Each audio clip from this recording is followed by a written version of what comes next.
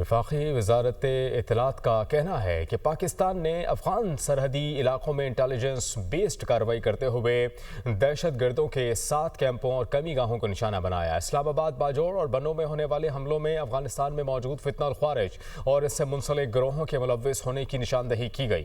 بیان میں یہ کہا گیا کہ خارجہ عناصر نے افغانستان میں موجود قیادت اور ہینڈلرز کی پر پاکستان میں دہشت گردی کی اور حملوں کی ذمہ داری بھی افغانستان میں موجود گروہوں نے قبول کی۔ وزارت اطلاعات نے افغان حکومت پر زور دیا کہ وہ اپنی سرزمین کو غیر ملکی پراکسیز کے استعمال سے روکے اور اپنی ذمہ داریاں پوری کرے۔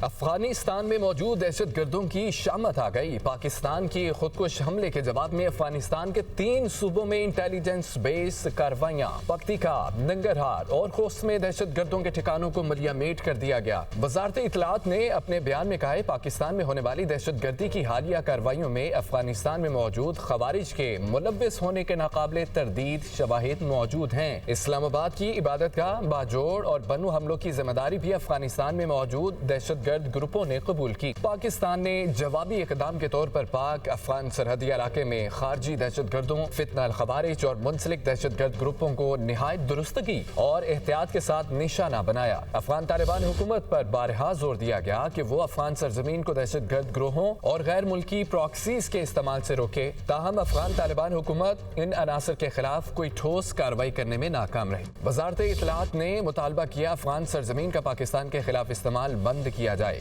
دوحہ معاہدے پر عمل درآمد ناگزیر ہے، عالمی برادری کردار ادا کرے۔ ماہ رمضان میں دہشت گردی ناقابل برداشت ہے، اپنے شہریوں کی حفاظت اور سلامتی ہماری اولین ترجیح ہے۔